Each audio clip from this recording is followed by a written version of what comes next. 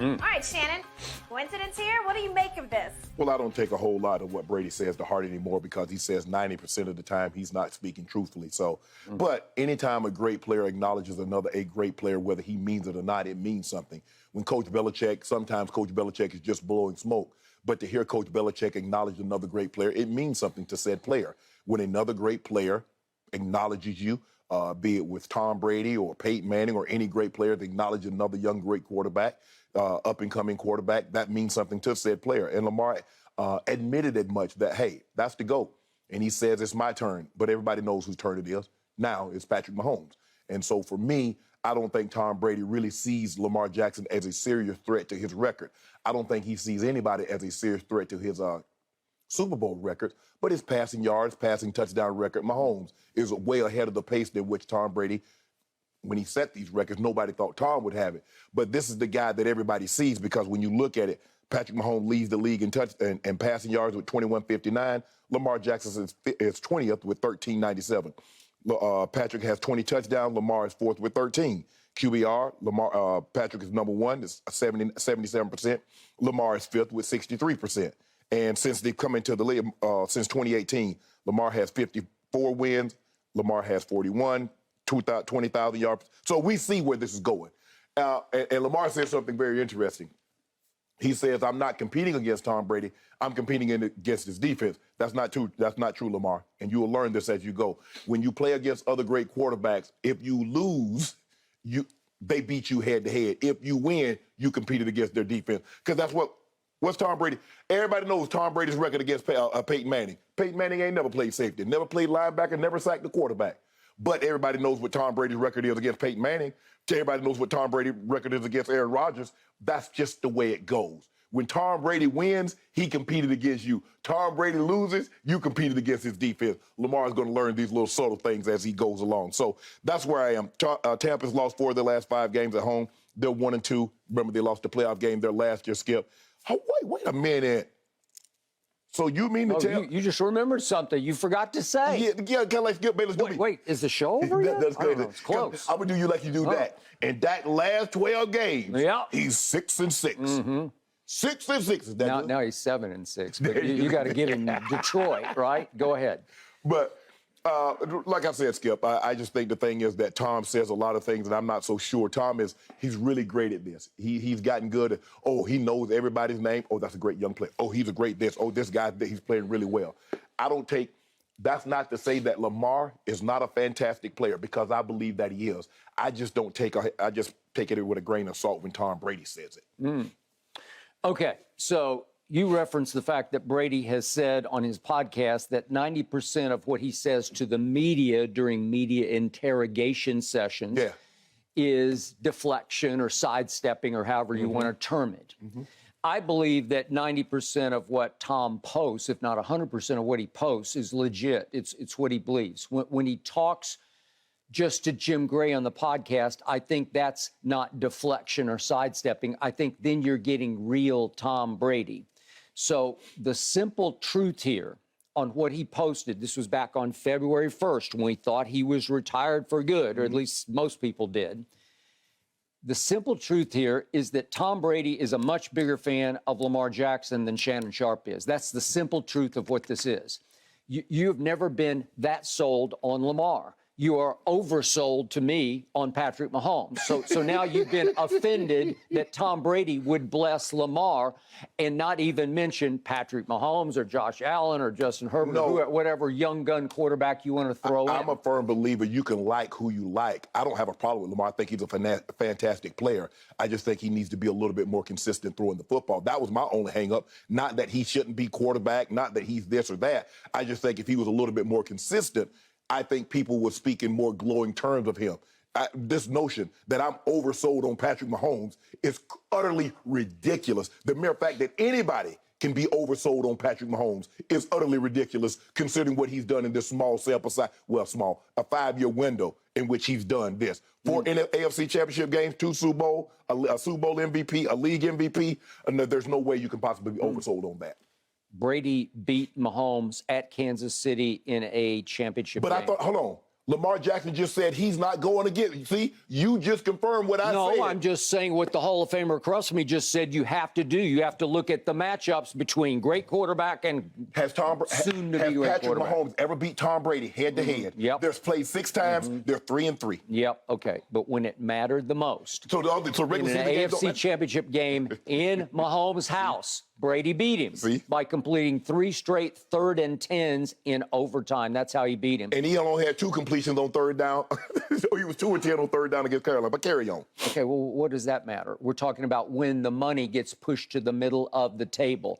In what's called the Super Bowl game, Tom Brady beat Patrick Mahomes head-to-head in the Super Bowl. This is what I noticed about Tom Brady. The money only gets moved to the middle of the table when he wins. When he loses, there's nothing at stake. It's just a meaningless regular season game. When Bayless told me because there's so few regular season games, all the games matter, but not when Tom Brady loses. That doesn't matter, only when he wins. But Shannon Sharpe's problem is that Tom Brady has won way more than anybody in the history of your sport that you played. He has. So that's the bottom line fact of this, is that he has 7 Super Bowl championships that easily could have been 9 if not for Belichick's defense. So in other words, so he couldn't have lost any of those ones that he won. So he couldn't have lost the Super Bowl one. The Seattle Seahawks one. Yeah, he couldn't have lost that one. He put them in position to win that game. He threw for 124 against the Legion of Boom in the 4th quarter. That is sensational. All you do is look. So what happened when he lost? Okay, I got it. But the point is, you're missing the point. He's telling you very simply with a 2-word, it's just a 2-word caption on this post. He's blessing Lamar over Patrick Mahomes. Do you believe that? Do you believe he believes that? Yes, do you believe that he believes that? Do. Hold on. Do you believe that he believes Lamar Jackson is a better quarterback than Patrick Mahomes? Yes, I do. You out your mind. Skip, you don't even believe that. I do believe this. And remember, this was back on February 1st. Right now, you're seeing Lamar at his quote-unquote worst, which is not all bad. They have been blowing some 4th quarter leads, but I'll get into this deeper in just a moment. I believe Lamar is going through as much off the field as Tom Brady is going through off the field, even though the situations are completely different. But this contract is eating this young man alive because he's trying to negotiate for himself with help from his mom, and it's a really bad idea, as you know and I know. Right. So I'm going to disqualify what we're seeing right now, and if you want to qualify Brady, if you want to give him the off-the-field excuse. I don't. I think he's had all kinds of personal issues throughout his career, and he has been at the highest level of compartmentalizing football over off-the-field distractions. And he's got a big one right now, as you have brought up repeatedly. But I'm not. I ain't brought it up. I mean. Well, I know everybody is. Okay, I got it. But you have mentioned it regularly. Yes. I don't mention it because I just think he's the one who can separate. Well, clearly he can't. It's his escape. Well, that's your opinion. That's your opinion. We're going to go deeper into this in just a few minutes here on the show, because we're going to talk about legit excuses. He's got way more, to me, than anybody else does in the league right now. But Lamar is very distracted, and it's trickling down into his team's performance, because this is a huge issue. Him in his 5th year with no contract yet on the table. There's been an offer made, reportedly, but it's not to his liking. Hey, I think that bridge isn't just on fire. I think it's about to burn to the ground. I think we're heading toward Lamar's not going to be a Raven anymore at some point. Well, I mean, Skip, they got two franchise tags they can use. So I theoretically, he can't really go anywhere. I got it. But there might be a point of no return when, if they can get what they need for him in trade value, because somebody's going to jump on that to me, then it might be better for both parties to start fresh elsewhere. Okay, so the point is, he is not playing up to his MVP level. And remember, what picture got posted here? It was a game that took place on November 3rd, Sunday Night Football at Baltimore of 2019, and Lamar Jackson was on his way to winning MVP unanimously. I believe that Tom Brady is saying, I'm seeing something in Lamar Jackson that a lot of people are not seeing. I think he's seeing some things that you haven't seen, or at least acknowledged, or that you're not impressed with. I've told you from the start, as much as we all are in awe of Lamar's ability to run with the football, I think he's a wildly underrated thrower of the football. I'm not saying he's transcendent. I just say that in his MVP year especially, and even up to date, he's underrated because he's a dart thrower on mid-range passes. He hasn't had the greatest receiving core, but to that tight end of his was... Oh, yeah, Mark Andrews has unbelievable chemistry. It's unbelievable. Yeah. He throws mid-range darts with velocity.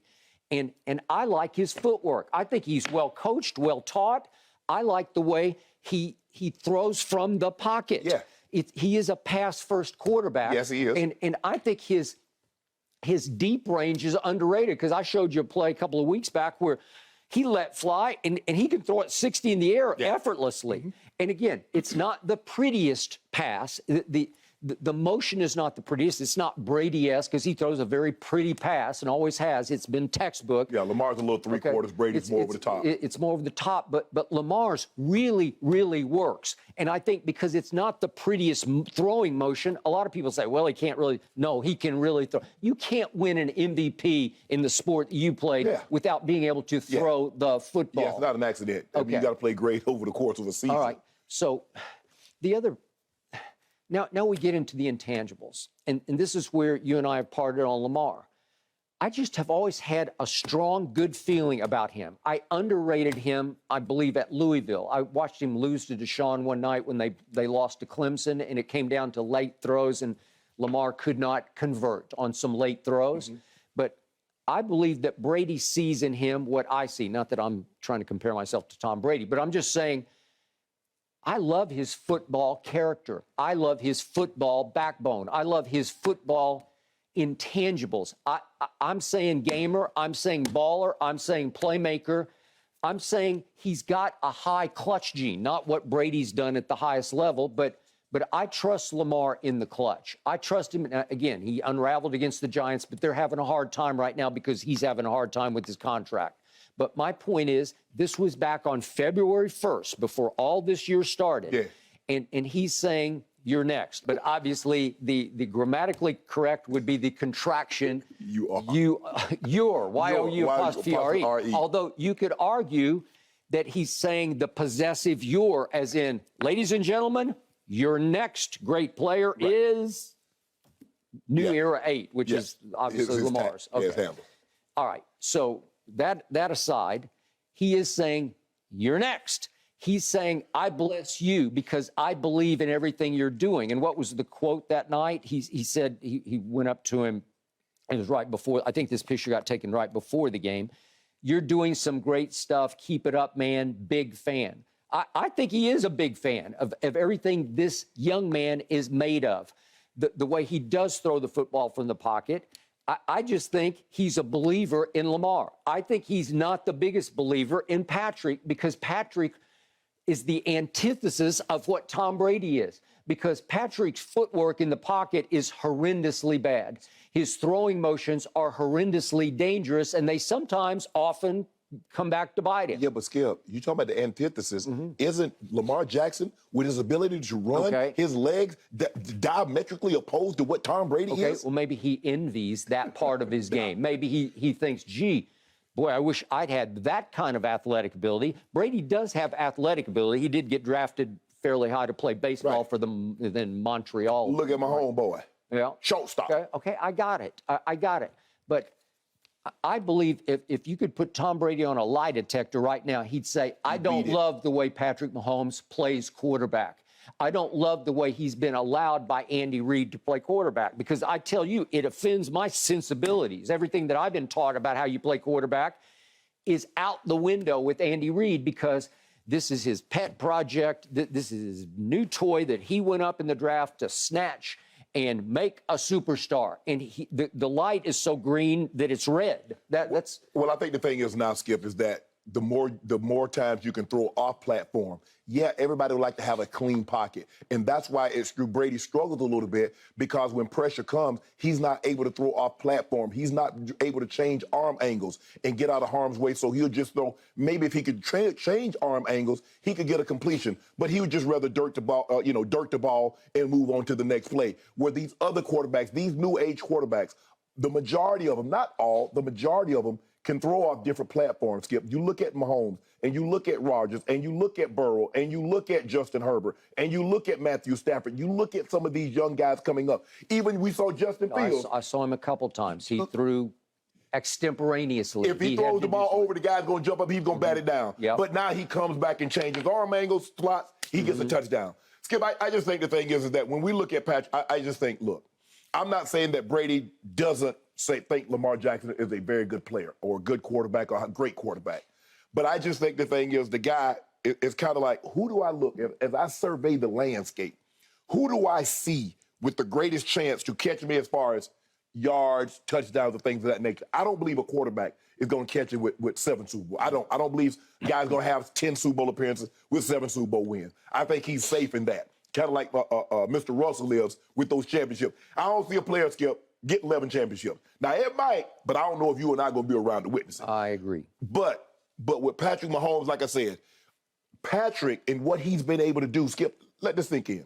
You said Patrick Mahomes had an off year last year with 37 touchdowns and 4,800 yards. You know Lamar... I said it because every stat, every category was career low for Patrick Mahomes. So by his standards, he had an off year. Lamar Jackson was a unanimous MVP with 36 touchdown passes and a little over 3,000 yards.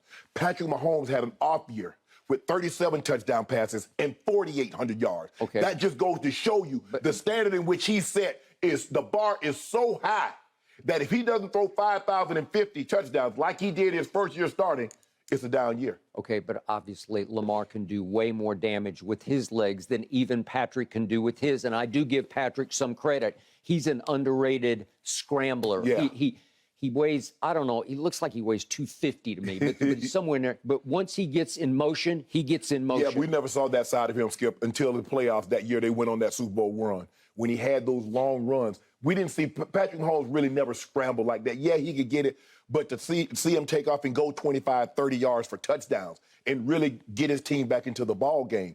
Skip, like I said, I think Tom, that was, if I'm not mistaken, that photo, that was Tom's last year in New England. It was. Because that was 2019. That's when Lamar won because Aaron Rodgers won the last 2021 MVPs. Yep. And so Lamar was on a historic run. Okay, and remember, New England comes into that game 8-0 with a red-hot defense, and Lamar picked it to pieces. It wasn't high, but it was 17 of 23 for 163, but he ran for 61 more yards, which is significant. Right.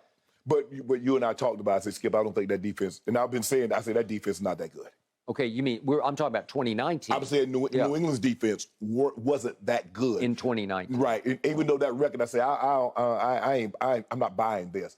Lamar, see, he's just different. We've never seen a guy that has his kind of legs and can throw the ball like he could. Randall could throw the ball, but he didn't have these legs. Michael Vick could run, but he couldn't throw the ball like Lamar could. Nope. So we've never seen anybody.